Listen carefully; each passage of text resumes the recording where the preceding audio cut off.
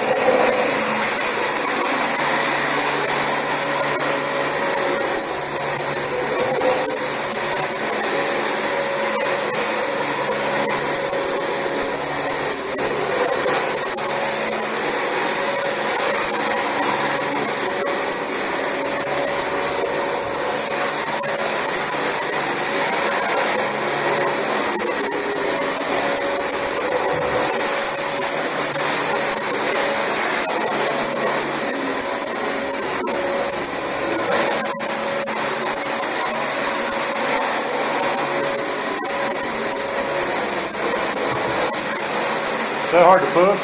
Yeah. I can tell it's sucking the carpet up. Yeah, it's so fluffy now from yesterday that it's actually hard to push because it's actually pulling the carpet out into the screen. Yeah. They didn't do this yesterday. This is because of screens. Well, that DC25 has more suction than people realize. Yeah. It's got a lot of push. The ones that say no, they don't know what they're talking about.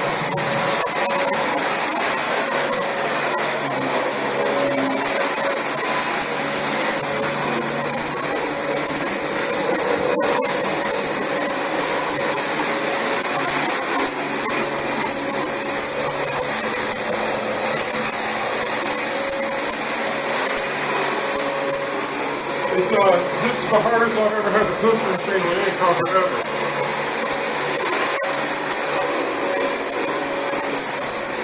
It actually takes effort to get it going.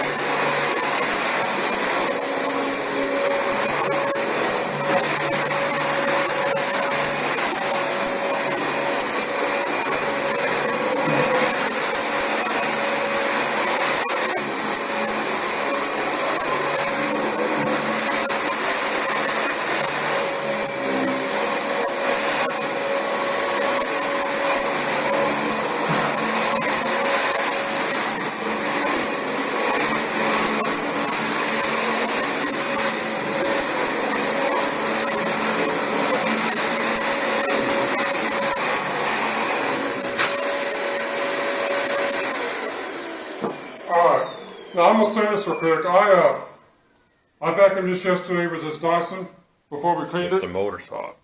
and Nope, that's fine. there's Alright. some That's fuzz. that's carpet fuzz. There's not fine dirt in this. But I vacuumed this yesterday before we used the Dyson, before we used the Sanitaire or extracted it, and it wasn't hard to push. This is so fluffy because it's so clean that that's carpet fuzz. Yeah, there's very little dirt in there. That's not dirty. We can dump it out sometime and look at it. It's a little bit lint, a little bit of lint. It's just the carpet fuzz. Open the top of that. Open the top, the filter part. Hold on to it. Just hold on to the whole canister. Yeah, since our filtration system, there's a gasket in there.